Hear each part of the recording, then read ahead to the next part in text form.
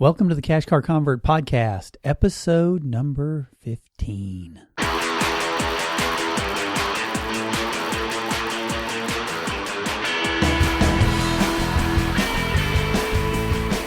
You're listening to the Cash Car Convert Podcast with James Kinson. Hello and welcome to the Cash Car Convert Podcast. My name is James Kinson and I am the Cash Car Convert. This is the podcast where cash cars are cool and auto debt is dangerous to your financial future. On today's podcast, I interview a person who is the social media manager at Indiana Wesleyan University, a podcaster at Beyond the To-Do List, and a social media correspondent for the podcast Answer Man. He's also co-author of the book Beyond the To-Do List, Goals. I might add, he's the master of all things bacon. With that, please welcome my baconist guest, Erik J. Fisher. Thanks. I've never been called the baconist before, so that's interesting. I couldn't think of a higher compliment, so I had to get that in there. Yeah. Hey, so Erik, this podcast is dedicated to cash cars and trying to help people get out of debt. And I always try to start the interview off asking people how they acquired their first car and how it worked out for them. Yeah. Let's see. First car was paid with cash, and it was partial gift money and partial my own money, and it was let's see here. I'm trying to think of what it was. It was like a Spectrum, I think, like a white Spectrum with two doors, and it didn't last forever. It was, let's see, that would have been 98, 9, and it made it till it lasted about 2 years. So, but actually I think every car up until the most recent one has been cash, but we've almost got that one paid off. Oh, nice. Just okay. a couple thousand, and that one will be paid off. So that's fantastic. Really glad to hear that. Yeah. Well, as I mentioned in the intro, I know you're a podcaster, and so I'd like to know, how you got into podcasting, how you came up with the idea for your podcast, and kind of give my audience a little bit of background on that, as well as kind of what your podcast is about. Yeah. Well, I got interested in podcasting. I heard the term a few times in the spring of 2005. And then that summer, Apple added podcasts to the iTunes app and store and everything like that. And so I started to play around with it and realize, oh, okay, so it's like radio shows that I can download and then play. And if I had an iPod, which then a little later I did, I could move those on there and I can listen to them on the go, like whenever I want. This is amazing. Like I could make one of these. Yeah, I bet I could. And so, because even back then the quality on some of the stuff wasn't all that great, and some of them had, it was a very varying degree of that. So I was instantly hooked, and gradually, I knew instantly I wanted to do something, and eventually I did. About 1.5 years later, I did start a show. It was a comedy show with a friend of mine, and we did pretty well with it, actually. We had a pretty decent following. That Christmas of December 2007, my friend and I found out that iTunes had made us say we were one of the top 10 new comedy podcasts of that year, 2007. A lot of people don't know that. And so, yeah, it was fun. It was like, oh, okay. And even back then I was thinking, man, I wish that I could figure out how to make some money off this thing, spending so much time on it. I don't want it to just be a hobby. There's people obviously that are enjoying listening, and even then it had already been 2 years in, 3 years in for some people podcast wise, and more actually, that people were thinking about, okay, how do we monetize? Well, how do we make money off this thing? And people still wonder. It's true. So that was kind of my story. I had met Cliff Ravenscraft, the podcast Answer Man, in December of 2005 online, right when he was starting. Like he had maybe 2 episodes out. So we've been friends ever since, and somewhere along the line. So my friend and I, we started and stopped our show like 3 different times. In between that, though, about 2009, I started doing a podcast with Cliff called Social Media Serenity. So we started talking social media. That was basically me fulfilling part of my research to do social media at my job, which was created for me. So that kind of helped me, me podcasting helped me get my job that I currently have and continue to redefine what that means to do social media for a university and in public like that. We did that for about 1.5 years. to 2 years or something like that. And had just over we did it for 2+ years, because I know we had 100 something episodes. And then Cliff says, hey, I'm going to scale back the amount of shows I'm doing so that I can do higher quality shows with the ones that he continued forward. And so he asked, that's cool, right? And I'm like, yeah, no problem. It's a wise decision. He then offered me being able to do the correspondent piece on the Podcast Answer Man show.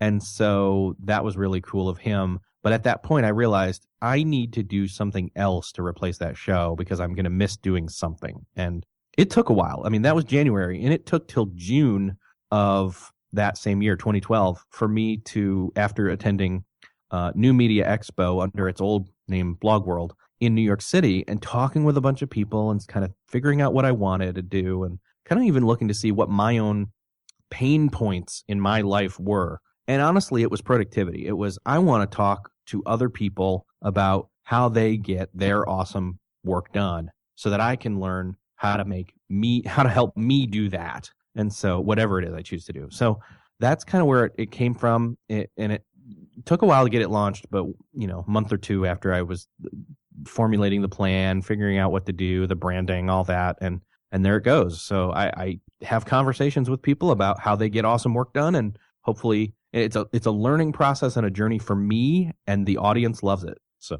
I was going to jump right into another thing, but something you said there, you do social media for the university that you work at, and social media is changing all the time. The way people use it, whether they're using it for their business or for their personal life. So what kind of things do you see going on in social media? What kind of trends do you see that, people out in my audience, just, everyday folks might be interested in, learning about or taking advantage of? I think the thing to keep in mind, and I think even Michael Stelzner said this once, and he does Social Media Examiner, and he said social media marketers need to remember that first and foremost, the largest group of people on social media are consumers, not marketers. So it's a social platform. I think that's the thing that I'm really trying to become more aware of and remember, because I remember when I first started on Twitter, I've looked back through my archive of my tweets when they made that available more than that, many months ago. And I read back through, and honestly, I think that was partially what instigated me doing more funny tweets and things, and the whole bacon thing. And because I enjoyed doing that. And so I think the thing to remember is be network specific with how you're using it, and don't just use it to market. Like, you have to, part of quote unquote, part of selling somebody on you is just being you. You don't have to sell what you're doing all the time. Just be you, And I think that's the key. I think that's something, it's not an original thought by me by any means. There are a number of people lately that are kind of talking that way, and I'm proud to be part of that and think like that and have people point to me and say, hey, I got the idea from you, and that's fine. But I really think that using social media in moderation for connection relationship-wise as well as marketing-wise and all of that is the key factor for me. Okay. Yeah, that's really good. And, as a new blogger and podcaster, I struggle with that. I've listened to the Podcast Answer Man episode where you and Cliff talk about, Twitter and how it's rebranded itself and how you guys kind of long for the old days when people were just kind of telling you more what was going on in their life and not so much saying, hey, check out this article or check out my article or some of those kinds of things. And again, being new, I'm struggling with that. I don't want to, overemphasize, promoting either myself or somebody else. But at the same time, I feel like I still need to do that some to get my brand out there and try to get noticed and to steal a line from Michael Hyatt, to get noticed in a noisy world. So I think there's a balance there, but I appreciate that perspective. And I think you being you is a really great thought, even if it wasn't original with you. I think I like that a lot. Yeah, I think that, and it's not just Twitter specific. It's cross networking. Across all social networks, it's true. I just don't have any. There's no appeal to me to follow or be. There's no appeal to me to be a friend with somebody on Facebook and then only ever see them post when they have something new that they've done. I'd rather they, share something funny that your kid did. Talk to me about, post a funny video. That's cool. Stuff like that. But I mean, there are people that just, like, for example, on Twitter, like every hour on the hour or otherwise, there's tweets that's saying, how to do this by so-and-so, how to do this by so-and-so, my new blog post. And I'm like, I'm not paying attention.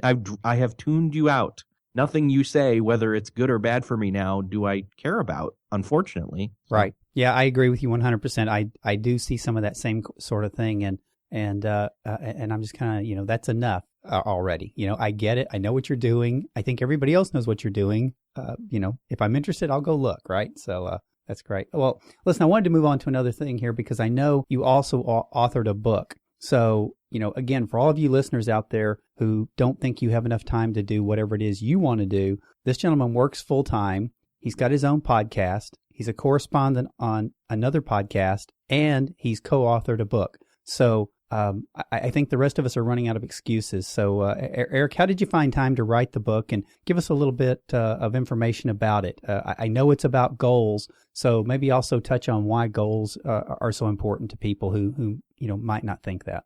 Yeah, well, first and foremost, I need to say that it was a year ago in May, first weekend in May of 2013.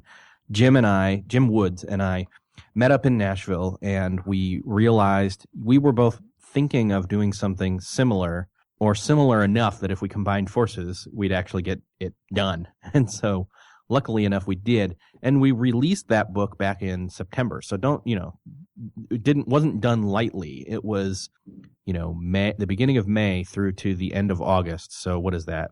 May, June, July, August. Well, I guess that is 4 months. Geez, that was pretty quick.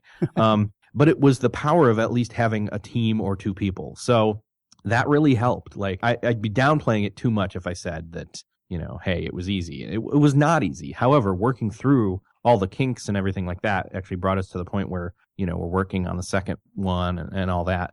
What we did do, though, was we realized what's the starting point? Like, for people that really want to work on something, want to have, who are feeling like they're stuck and feel like nothing's possible. They're just, where they're at is where they're at. It's never going to get any better. We've all felt that. Even if we don't consistently feel that, we've felt that momentarily. And we wanted to say, look, whatever it is that you're wanting, it's not bad to want things, first. And two, it's not impossible. It is possible. You can pick something and you can move towards it. And even if it's a long, slow, drawn out process, moving towards that thing and making progress on it and then getting there is possible. And so start now. And so that's kind of the impetus for the book. And in fact, we actually literally just rebranded and retitled the book. So it is now called Ready, Aim, Fire, a practical guide to setting and achieving goals. Well, I'll link it up that way in the show notes. Yeah, it's out there. Same links and everything still work, but we got a whole new redesigned cover. We kind of sat back and said, okay, you know what? We really want to remarket the book. We did well with it enough, but we decided we've got a thread, a theme, if you will, that kind of ties all three books together that we're planning on. And so before we move to the second one and finish up in the completion stage of that, let's move backwards real quick and get the first one set up the right way. So literally final stages of that are happening as we're talking, like the new covers in Amazon, new title, updated book content. It's new content, re-recorded audio book. It's not completely redone. It's new cover, new title, and added and reworded content and new audiobook, all for $4.99. Hey, you can't beat it for the price. I know, right? Yeah, and you're talking to somebody who has it, so I'm right there with you. I love it. So we were talking about goals. Your book's about goals, and I know that there's a goal you have, and I'm going to give a little bit of backstory here. I recently discovered Erik's podcast. I don't remember the exact time frame, but I'm going to say it was probably maybe November of last year. And so I started listening, and Erik and I had the pleasure of meeting at NMX. And I told you at that time that I had just recently started following your show, so I didn't know whether you'd be a good fit for my show or not, but that I would love to have you on if that were the case. And you indicated, hey, go listen to Beyond the To-Do List, episode 46 with Rachael Cruze. So I did. And what I found when I listened to that episode is that you had a goal of being debt-free. and that you were working through that. You were looking to be, I believe, debt-free in 2014. So, my listeners are predominantly people who, like I was at one time, they're so in debt that they don't know that they can see light at the end of the tunnel. And so for those people, can you tell me a little bit about your journey, how you set that goal, what brought you to it, and some of the backstory there? Yeah, well, so Rachael Cruze, daughter of Dave Ramsey, and my wife and I did Financial Peace University back in January 2008. So it's been, like 5-6 years now. We ditched all our credit card debt during that course. So that's been pretty consistently that way the entire time. There's been one time or two times where, things were weird and whatever. But that's all gone.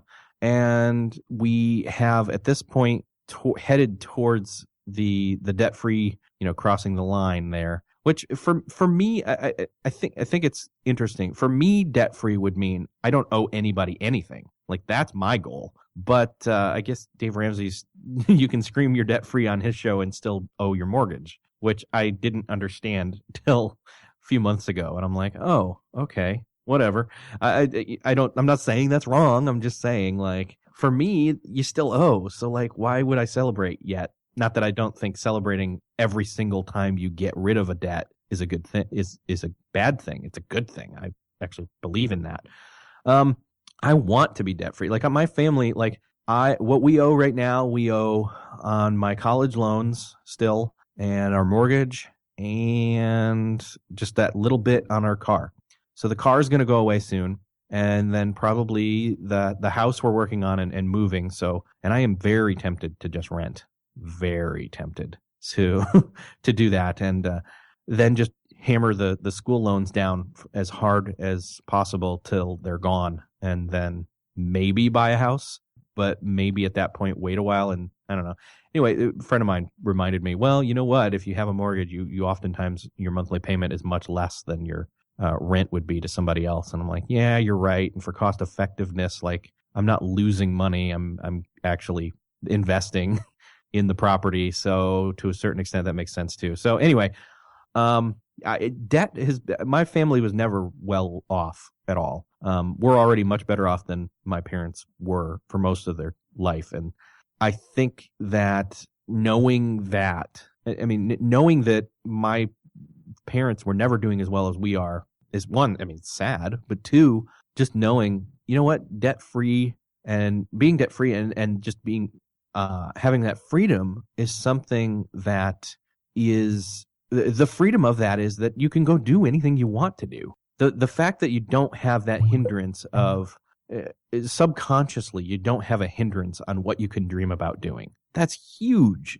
Can you believe that? Like, the fact that, like, my wife and I went on a pretty small, honeymoon, which again, compared to, when grandparents went on honeymoon, they just, they went out of town for the weekend. That was it. And I'm like, okay, I get it. But I want to do something, like, I want to enjoy life. Like, I want to do meaningful things for work. I want to enjoy life. I want to have good relationships. Like, all of that stuff is kind of costs money to a certain extent. Right. And, not having the resources of that and having the constant stress of you can never do that, even if you're not consciously thinking of it, but just that malaise, I don't want that. And my family doesn't want that. And I don't want to be just so flippant with money where if you didn't have any debt and you had a lot of money, you'd just be flippant with it and just be like, oh yeah, $5 lattes all day, every day.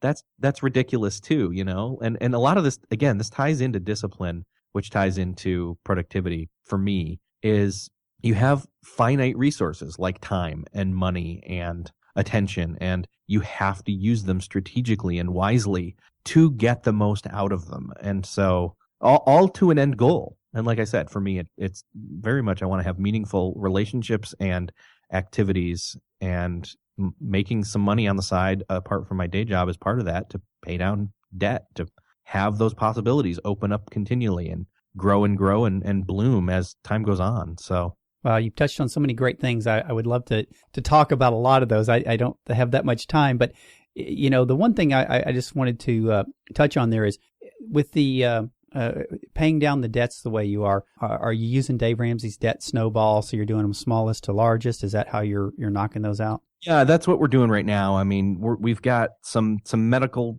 bill stuff that was from last summer when my wife was in the hospital for a week and a half, 2 weeks, and those are pretty much going to be gone soon. And then we're doing some stuff to our house that kind of needs to be done so we can sell it. Meanwhile, then we'll switch back to, okay, let's eliminate that like $2,000 in car debt, and then we're done. Yeah, going back to what you said about the the whole thing, if you have a mortgage, how can you really say you're debt free? And I get that. My wife and I are debt free. We have mortgage on our home, and we have a couple of rental properties that we have mortgages on. So, I'm in that same boat. I don't, certainly having those exterior mortgages, Dave Ramsey would not say that those are debt free, but I feel good about where I am not having the unsecured debt. For us, we were sort of in that boat where my wife and I both make a pretty good living. And so we were not being intentional with our spending, right? So that's how we got in debt. We just weren't watching what we were doing. And we knew we could make the payments on the credit cards. And so we just kind of let that get out of hand for us. And that's what we had to get under control, which, like you said, is, the intentionality and which ties back to productivity and having that end goal in mind. I think that I had Dan Hayes on a while back, and he was talking about having a desired end state, right? And that's where you have to figure out where you want to be. So the idea that I think, a lot of the people that are listening, I want to get across to them is exactly what you talked about, that, if you can get to the point where you're debt free, then this world of options open up to you. You can then decide if you want to stay in your day job, or if you want to take a risk in doing something different, or, how much of a risk you're willing to take. And so you have that margin in your life, and then you can make those choices. And right now, I think every time you get rid of some debt, it's like loosening a shackle of slavery and just throwing it off. And, So I really appreciate the way you phrased and went through what, the mindset around what you've done and how you're going about accomplishing that. Yeah, thank you. I mean, that's the thing. I want to be free enough to take advantage of opportunities when they arise. And if you're not free to do that, then you not only resent the opportunity for, showing up, you resent yourself. Right. One of the things I was going to ask you about, you told me that, you've mostly had cash cars, and that's actually pretty unusual. A lot of the people that I've had on, didn't do that. They may not have bought, outlandishly expensive cars, but most of them did tend to buy with debt. And it's one of those things where they kind of slowly came around to wanting to be more debt free. Where did you get the financial values that you have? And I know, having gone through FPU, that probably shifted them a bit, but you were talking about your parents not having a high standard of living and so forth. So, were they constantly in debt? And did you learn that behavior? One of the things I want to do here is I want to let parents know how much what they do influences their children. So I'm just kind of trying to figure out, was that an influence? Did that influence you greatly, positively or negatively? I think that, honestly, I wasn't fully aware of us having debt per se when I was young. I honestly don't think we had a ton of debt. I think it was more that we just didn't have a plan and weren't saving for any intentional goal for the future. I very much came out of had to deal with the idea that, I can never have what I want, so I may as well just, and then when the freedom of, you mean I can have anything I want on this little card that come college, they sign you up and, all right, cool, I can swipe this card anywhere and I can just get whatever I want to. And so, I mean, I dealt with credit card debt. Trust me, that was not fun. I hated it, actually. It put a burden on my marriage very early on that I hated having happen. But yeah, I think the values that I have now came out of screwing up so badly for so long. And I mean, the having the cash cars really had nothing to do with having credit cards as a college student and out of college. It was more, I needed to, if you're going to buy a car from somebody, you have to pay cash because they won't take a credit card. Right. So, and it was always a secondary car for the most part for me, other than early on. Because at first, when I got married, my wife had a car and it was already paid for free and clear. So at some point we paid cash for a beater car for me to just get to work and back. But yeah, up until the point of doing Financial Peace University, I didn't feel great about my decision-making process when it came to money. I was not disciplined. I was not clear on what I needed to do or why or any of that. And, Dave Ramsey really knocked me up inside the head and just said, look, there's a reason why, money's agnostic. There's a reason why it's not bad. It's not good. It just is. But you're making poor decisions. And if you make good ones, you can, like he says all the time, you can change your family tree. And I realized, well, you know what? Yeah. And I'm gonna. So. Yeah, I like that a lot. There's so many great sayings that he has. And, you were talking about him knocking you upside the head. I think he's knocked a lot of people upside the head with what he's taught. And, and I'm one of those people now. My wife and I have not been through FPU, the class yet, but, I bought the CDs and I've gone through those and we've done that. And so we've gotten a lot more intentional with what we're doing, and again, the whole idea for this show is around Dave telling people to buy sell the car and buy a beater. And I want to help people buy better beaters. I'm creating some content that helps people make better decisions about how they buy these cars that are, say under $5,000, so they can buy a car that'll be a blessing to them and not a curse. So, I'm trying to do some education around that. But then I also want to have people on like yourself who are going to be inspirational. You've made some mistakes, you're coming back from those, but you're also hustling like crazy. I mean, you've got this full-time job, you're doing the podcast, you're doing the book. You're thinking outside the box, right? I mean, I know Dave's always encouraging people to take extra jobs and deliver pizza or whatever it takes. And I think people should do that, do whatever it takes to get out of debt. But you could also think more creatively, as you have, and find other sources of income as well. And I think, your story is very encouraging to people from that perspective. Yeah, thank you. I mean, that's we're talking, a year and a half in. And it could have been sooner, but a year and a half into doing this, I am making some money off the podcast sponsorships and obviously the ebook, and that money having come in and using that towards things like that, towards intentional things, like it feels great, and I'm not going to stop doing it now. Obviously, it's now starting to pay off. So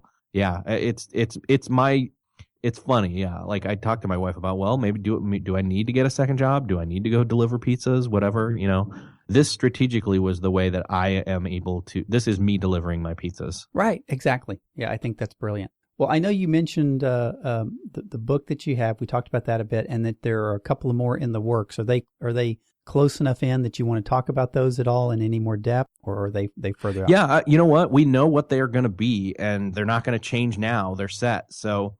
Again, the first one's about goals. So that's the one where we're going to walk you through picking and choosing the right goal for you for this time in your life, and then start encouraging and coaching you through taking action towards that goal. That's number one. And number two is going to be about focusing on, okay, you've picked your goal and you're moving through the process, and you're doing your work.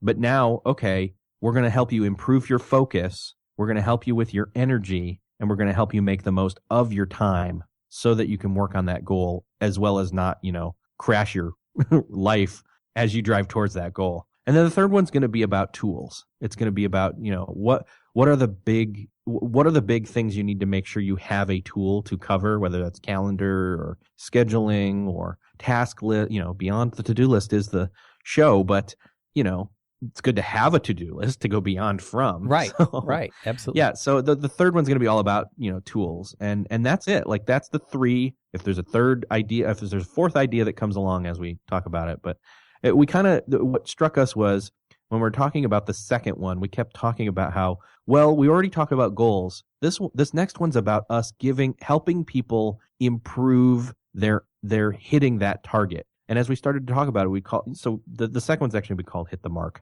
The first one's Ready, Aim, Fire. The second one's Hit the Mark. I don't know what the third one's going to be called yet, but we know it's about tools.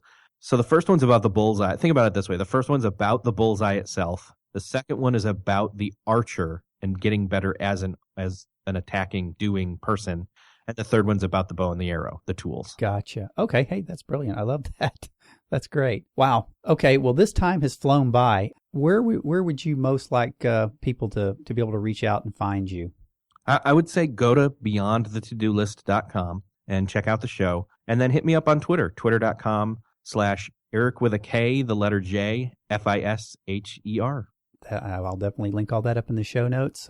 Erik, I really appreciate you being on. I think your story is going to be inspirational to a lot of people. Again, from really two aspects, right? I mean, one is you're doing all these extra things. You're thinking outside the box. You're not just doing your 9-to-5 job. You're doing all these other things to some people like to do the side hustle. But at the same time, you're where some of these people were. You were looking at debt and you made a decision, and now you're intentionally working to get that out and working to invest in yourself and not things. So I think that's brilliant, and I think your story is really going to resonate with a lot of folks out there. So thank you so much for being on. Yeah, thank you for having me. It's been great. All right. Well, that's it, folks, for this episode of the Cash Car Convert podcast. Thank you for listening.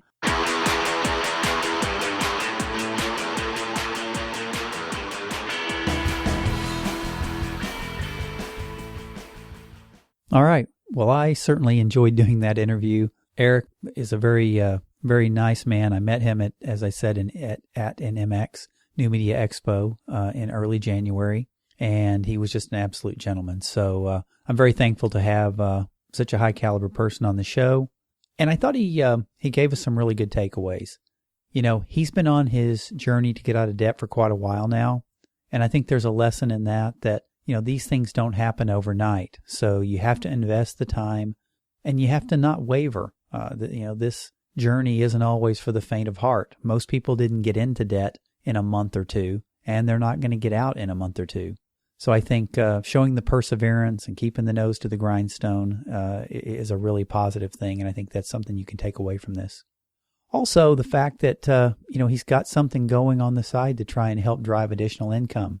And he chose to do something that he's passionate about. So it didn't start off being something that made him money. And in fact, as he said, he's been at it a year and a half, and it's just starting to make money. And he did state that maybe he could have done that a little quicker. But the fact is, he's making money now. And I've listened to his show. It's a high-quality show. In fact, I didn't mention this in the intro, and I should have. So it's it's bad on me. But his podcast was nominated for 2 awards at the Podcast Awards this year. So he has a very highly thought of podcast, and so he's taken the time to really do it right, and now he's looking to monetize that, as well as having co-authored a book and with 2 more in the pipe. So again, for those of us out there who are working full-time jobs and we just don't think we have time to do anything else, here's Erik. He's married with kids and a full-time job, and yet he's found the time to do this. So it can be done if you're willing to make the sacrifices to do it, and he's been willing to do that. So I have no doubt that he will meet his goal and get out of debt and, move his life to the next level. The last thing that he said, and I think this is really, of all the things that were said, I think this is really one of the most important, and that is just be you. Now, he admitted that this didn't originate with him, but it's just such a powerful message, and it's the kind of thing that we can sort of blow off and say, well, yeah, okay, be you. Yeah, I get it. That's, it's one of those kind of esoteric things. But really, who else are you going to be? I mean, you can try to be somebody else. You can, fit a square peg into a round hole. You can drive a car that you can't afford. You can wear clothes that you buy with credit. You can go out to eat for meals that you can't afford, that you also put on plastic. You can pretend you're somebody else. You can pretend you're somebody who makes more money than you do. In reality, you are you, and that's the only person you can be. So embrace who you are, embrace where you are, and put a plan in place to get to the place where you want to be. And you'll still be the same you, but I think you'll be a lot happier.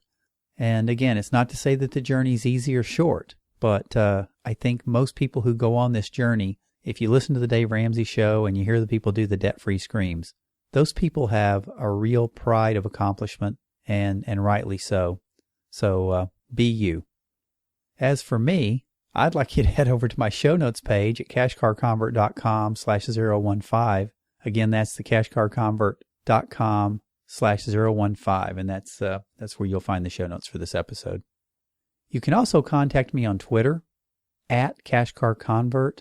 Again, that's at cashcarconvert, and that's out on Twitter. Also, I currently have 17 rating and reviews on iTunes. I'd really like to see that number up around 25. So if you're a listener and you enjoy what we're doing, please take a moment and go out there and snake your way through iTunes, find the podcast, and leave a rating and review. It'd be greatly appreciated by this host.